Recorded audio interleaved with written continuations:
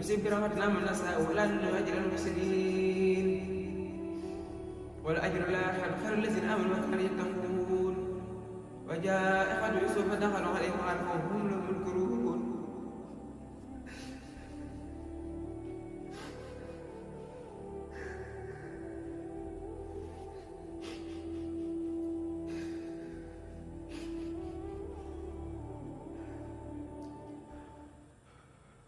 ولما جهزهم بجهازهم قال ائتوني بأخ لكم من أبيكم ألا ترون أني أوفي الكيل وأنا خير المنزلين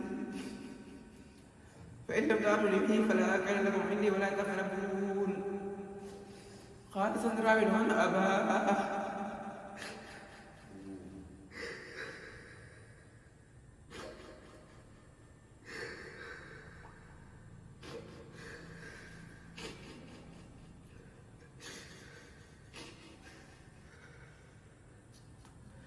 قال سنراود عن أباه وإنا لفاعلون وقال لفتيته اجعلوا بنار في رحالهم لعلهم يعرفونها إذا انقلبوا إلى أهلهم لعلهم يرجعون فلما رجعوا إلى أبيهم قالوا يا أبانا منع منا الكيل فأرسل معنا أخانا نقتل وإنا له لحافظون قال هل آمنكم عليه إلا كما أمنتكم على أخيه خلف الله خير حفظه أرحم الراحمين ولما فتحوا متاعهم وجدوا بذمتهم ردت إليهم قالوا يا أبانا ما نبغي هذه بدعتنا ردت إلينا ونمير أهلنا ونحفظ أهلنا ونزداد كيل بعد ذلك كيل يسير قال نرسله معكم حتى يخرجوا موثقا من الله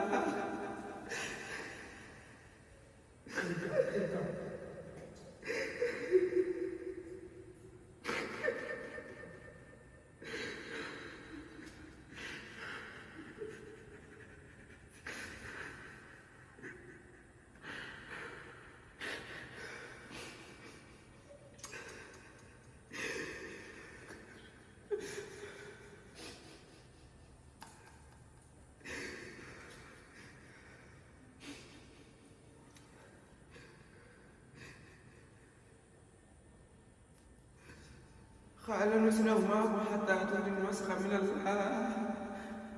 لتأتون به إلا يحاط بكم فلما آتوهم موسخهم قال الله على ما نقول وكيل وقال يا بني لا تدخلوا من باب واحد وادخلوا من أبواب متفرقة وما أغني عنهم من الله من شيء الحكم إلا لله وعليه فليتوكل المتوكلون ولما دخل بالحس أمره أبوه ما كان يغني عنه من الله